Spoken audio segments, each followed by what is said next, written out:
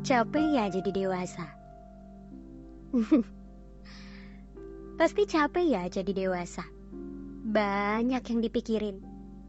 Mulai banyak tanggung jawab yang dipegang. Mulai menghabiskan waktu seorang diri karena teman-teman mulai pergi mengejar impiannya masing-masing. Dan berbagai tuntutan dan standar sosial yang mengejar-ngejar kita karena usia yang semakin bertambah. Dulu sewaktu kecil ingin cepat-cepat dewasa. Sekarang ketika udah dewasa ingin balik lagi jadi anak-anak. Karena ternyata kehidupan orang dewasa gak semenarik dan gak semenyenangkan imajinasi bayangan kita waktu kecil. Ya gak sih? Ternyata lebih banyak luka dan duka daripada tawa dan suka. Ternyata lebih banyak mendung dan badai daripada mentari dan pelangi. Tapi memang begitulah siklus hidup. Semakin bertambah kapasitas diri, maka semakin bertambah pula tanggung jawab yang diamanahkan kepada kita.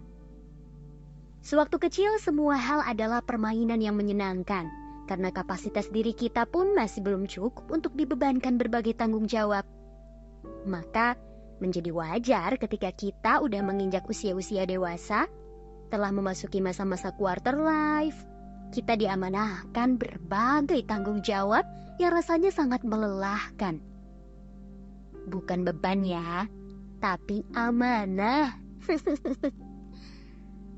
Mengerjakan pekerjaan yang gak kita sukai, tapi terpaksa harus kita kerjakan karena butuh untuk memenuhi kebutuhan hidup.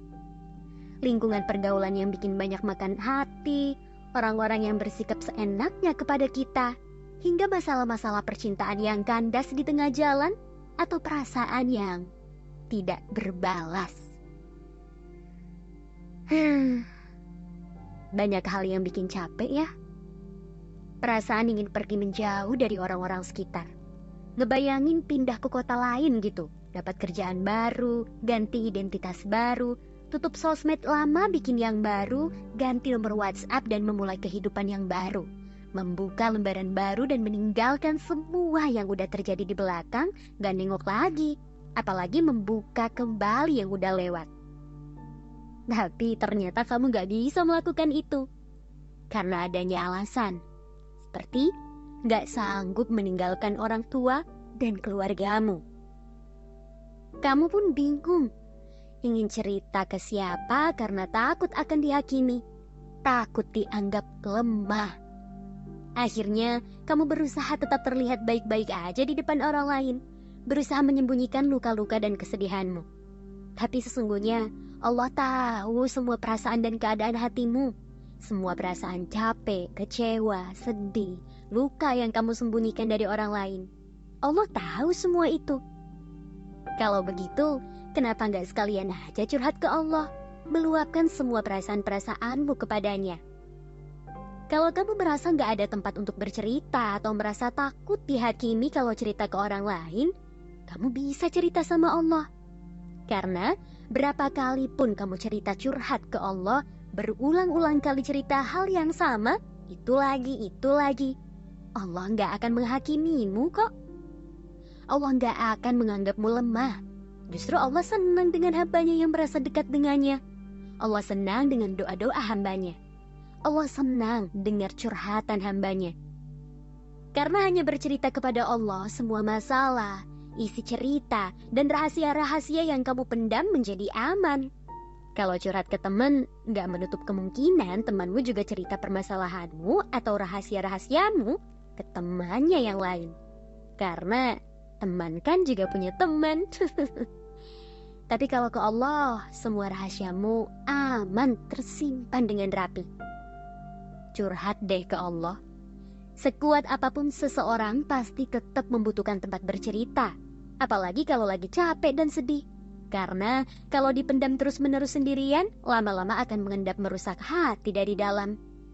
Karena itu, kalau nggak ada teman dan tempat yang kamu percaya untuk cerita dan curhat, maka cerita dan curhatlah kepada penciptamu, kepada Dia yang Maha Mendengar. Lalu, coba deh lihat-lihat lagi di masa lalumu. Ketika kamu menghadapi ujian yang berat, diingat-ingat lagi nih, ujian apa yang paling berat di hidup kamu. Terus perhatiin jalan ceritanya. Gimana datangnya pertolongan, gimana datangnya itu solusi. Coba diingat-ingat. Bukankah dalam ujian dan permasalahan tersebut juga ada hal-hal baik di dalamnya? Orang-orang yang tulus sama kamu, munculnya orang-orang baik yang mungkin gak begitu dekat sama kamu atau bahkan gak kamu kenal, tapi justru nolongin kamu. Munculnya jalan keluar secara tiba-tiba ketika udah kepepet. Coba deh perhatiin lagi jalan ceritanya. Perhatiin skenario yang terjadi. Itulah cara Allah menolongmu. Bukankah Allah menolongmu dan menyelesaikan masalah-masalahmu di masa lalumu?